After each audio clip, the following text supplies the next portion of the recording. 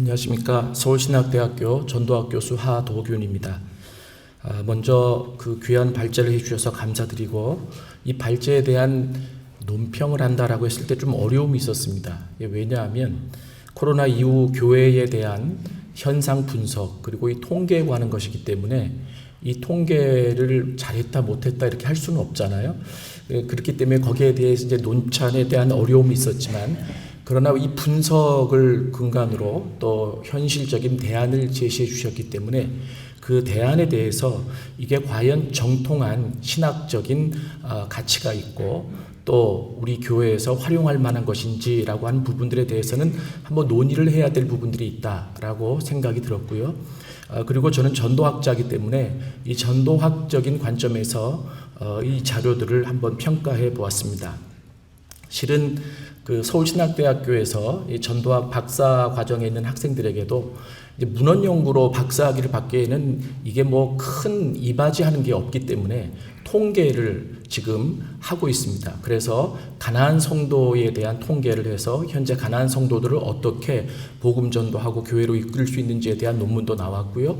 그리고 청소년 이탈 문제에 대한 통계, 그리고 또 코로나 이후에 교회의 새신자 정착에 관한 이 통계들을 가지고 신학적인 어떤 그 방향성을 제시해서 저희도 그렇게 이제 전도학에서 그 논문들을 지도하고 있는데, 지금 이렇게 목회 데이터에서 중요한 자료들을 제시해 준다라고 하는 것은 지금 한국 교회에 너무나 중요한 지침을 주시고 계신다라는 생각을 하게 되었고요. 그러나 이런 자료들을 가지고 어떻게 활용할 것인가라고 하는 문제는 목사님들과 신학자들의 또 과제가 아닐까, 이런 생각을 하게 됐습니다. 먼저 이 제가 쓴 글의 31페이지에 보시면 제가 이제 간단하게 핵심만 말씀드리겠습니다. 이 글에 대한 이제 긍정적인 평가가 나와 있는데요. 첫째는 코로나19 이후 가나안 성도의 심각성에 대해 신뢰도가 높은 통계를 바탕으로 우리의 경각심을 일깨워주고 있다라고 하는 점에서 긍정적입니다. 누구나 코로나19로 인해서 교회가 위기에 처했다라고 하는 것은 알지만 구체적인 자료와 현상에 관한 분석은 교회가 피상적으로 느끼고 인지하고 있는 부분들이기에 그 부분들을 구체화시켜 준 것은 본소고가 매우 값진 영향력을 발휘한 것이다, 이렇게 생각을 합니다. 그리고 온라인 예배 및 모임을 병행하는 하이브리드 처치의 필요성을 언급하는 데 머무르지 않고 현장 중심의 교회로 전환하기 위한 대안으로 소그룹 모임을 제시한 점이 이제 긍정적이긴 합니다. 그런데 이제 저는 전도학자 입장에서 이제 이 소그룹은 크게 두 가지 유형이 있다고 봅니다. 일반 신자들을 위한 소그룹, 그들의 어떤 친밀감과 그들의 신앙의 성장을 위한, 그리고 또 하나는 전도 소그룹인데요. 저는 이제 전도 소그룹 차원에서 이 소그룹을 좀 말씀드리자면, 실은 영국의 성공회가 이 부분들을 너무나 교단적으로 잘하고 있는데, 일반 사람들이 생각하고 있는 교회와 세상의 갭이 너무나 큽니다. 그래서 그 완충지대가 필요하다라고 하는 거죠. 그래서 그 완충지대로 너처 그룹이라고 이 소그룹들을 만들어서 아까 그 발제자께서 제시하신 대로 그런 어떤 중요한 어떤 주제들을 가지고 소그룹을 운영하고 그 운영 안에서 그들의 신앙을 갖기를 원하는 자들을 교회로 인도하는, 그래서 이 성공적인 이 소그룹의 형태들을 제시하고 있습니다. 만약에 여기에 대해서 더 잘 알고 싶으시다면 그 도서출판 비아에서 나왔는데요. 새로운 전도가 온다라고 하는 책에 보시면 이 영국 성공회의 그 소그룹 운영 방향에 대한 지침들이 잘 나와 있습니다. 그리고 세 번째, 특히 청년 세대의 교회 이탈을 막기 위한 대안 제시가 굉장히 중요하게 또 영향을 주었다, 이렇게 생각을 하고, 그리고 또 노인 목회에 대한 자료와 공공 목회에 대한 자료, 또 중요한 지침이라고 여겨집니다. 본소고가 제시하는 대부분의 내용에 동의하고 또 감사하면서도 좀 더 깊은 논의를 위해서 몇 가지 점을 질문을 드리고 싶은데요. 첫째, 발제자는 코로나19로 인해 많은 사람들이 교회를 이탈하는 상황에 대한 심각성을 제시했습니다. 그런데 이제 여기 계시는 많은 목회자분들께서 더욱더 관심 있는 것 중에 하나는 이미 이탈한 성도들을 되돌리기 위한 제안은 있는가, 이 질문들은 이제 좀 하시고 싶은 것 같아요. 실은 제가 이 질문을 던지면서도 이게 통계고 현상에 대한 분석이기 때문에 이 질문에 대한 답이 이 질문도 적절치 않다라고 생각되어질 수 있지만 그럼에도 불구하고 이 부분이 같이 생각되어져야 되지 않는가라는 생각을 해보게 됐고요. 둘째, 저자는 가나안 성도와 소그룹 모임을 언급함에 있어서 이 모든 형태를 담아내는 교회 형태를 하이브리드 처치라고 이제 얘기를 하셨는데요. 실은 이 하이브리드 처치에 대해서 실은 이 신학적인 논의가 많이 있는 게 사실이고, 그래서 지금 이 코로나가 시작되면서 교회 안에서는 온라인 처치가 지금 자리를 잡아가고 있습니다. 그래서 저는 이제 좀 질문을 하고 싶은 것이 이 하이브리드 처치가 이 신학적인 어떤 정당성을 받기 위해서는 이 온라인 처치와 기성 처치 안에서 어떤 역할을 감당해야 하는가. 실은 온라인 처치를 운영할 때에도 이 온라인 처치를 하이브리드 처치로 잘못 알고 계신 분들이 많이 계십니다.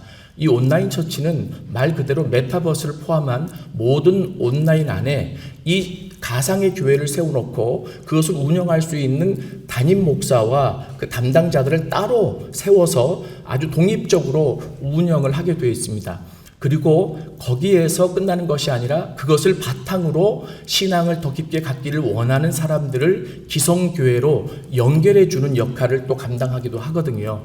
그런데 지금 이제 이 하이브리드 처치에 대해서 이제 중요한 부분들은 충분히 알겠는데 많은 목사님들이 이 온라인 상에 머물고 있는 성도들을 어떻게 기성교회로 이끌어낼 수 있느냐에 관한 부분들에 대한 고민들이 있고, 그렇기 때문에 이 하이브리드 처치 형태의 이 예배를 정말 정통성이 있는 예배냐라고 하는 이 부분들에 대한 신학적인 논쟁이 있는 게 사실입니다. 그래서 이 하이브리드 처치가 과연 어느 정도 이 한국 교회에 필요하기는 하지만 신학적인 논의를 통해서 자리를 잡을 수 있을 것인가라고 하는 부분에 대한 논의가 있어야 되지 않을까라는 생각을 하게 됐습니다. 좀 더 발전된 논의를 위해서 다음과 같은 부분을 짚고 넘어가고 싶은데요. 본 발제의 가장 큰 장점은 통계를 통해서 현상을 잘 분석해냈다라고 하는 것입니다. 그러나 이러한 현상을 한국교회 부흥과 발전을 위해서 어떻게 활용하고 이끌어가야 할지에 대한 신학적이고 구체적인 논의가 필요하다고 사료됩니다. 본 발제문이 그 부분까지 담기에는 성격상 맞지 않고 그것이 발제의 초점이 되지는 않지만, 그렇더라도 현장에 있는 사역자 혹은 현장과 관계가 깊은 신학자의 눈에는 현상을 분석한 자료들이 신학적인 논의와 함께 구체적인 방안으로 제시되어 연결되어질 수 있다면 더 바랄 것이 없기 때문입니다. 즉 신앙의 정통성을 유지하면서도 이 시대에 발맞추어 나갈 수 있는 방법과 사례, 부흥의 방법, 그리고 신학적인 방향성의 제시들이 아쉽게 느껴지는 것이 사실입니다. 그럼에도 뛰어난 분석과 자료를 제시해 주신 발제자에게 큰 박수를 보내드리고 감사를 표합니다. 제가 전도자이기 때문에 이 코로나 이후 복음 전도를 위한 하나의 제안을 거기다 이제 하나 큰 틀을 썼는데요. 이제까지 복음 전도의 어떤 형식이 서구의 영향을 받아서 복음을 선포하고 믿고 그리고 그리스도인이 되고 그 다음에 교회에 소속되는 believe, become, belong 이 형태를 이제까지 주로 사용해 왔는데, 아까 이제 발제자도 말씀해 주셨지만 이 친밀감, 소속감 이것들이 더 강조되는 이 사회 속에서 새로운 패턴의 어떤 전도 방식, 실은 이것이 이번에 나온 것은 아니고 이 켈트족 전도라고 아마 들어보셨을지 모르겠지만 그때부터 시행되고 있었는데요. 양육 공동체에 속한 belong, 그 다음에 그 안에서 서로 친교감을 통해서 신앙에 대해서 어떤 호기심을 갖고 예수를 믿게 만드는 believe, 그 다음에 그 사람이 온전한 그리스도인이 되게 하는 become. 그래서 이 방식이 조금 바뀌어졌다. 그래서 belong, believe, become 이런 형태가 코로나 이후에 전도에 더 맞지 않는가 이런 생각을 해보지만, 그러나 그렇다고 해서 지금까지의 방식이 잘못됐다는 게 아니라 어떤 방식이 더 주력되어져야 되고 그리고 같이 병행되어져 가야 될까를 우리가 고민해야 된다라고 생각을 하면서, 마지막으로 세속화가 그렇게 급격하게 시작되고 그리고 종교사회학자들에 의해서 이 세속화가 급속하게 진행되면 이제 종교는 말살될 것이다 라고 예견이 되어졌지만, 그러나 하나님은 그 속에서도 오순절 운동을 제3의 혁명이라고 일컬어지는 오순절 운동을 일으키셔서 교회를 더 부흥하고 성장시켜 주신 사례가 있습니다. 그래서 이러한 때에 이러한 논의들 그리고 또 진지한 고민들이 하나님이 교회를 더 부흥시킬 수 있는 귀한 하나의 계기가 될 수 있다라고 믿어집니다. 감사합니다.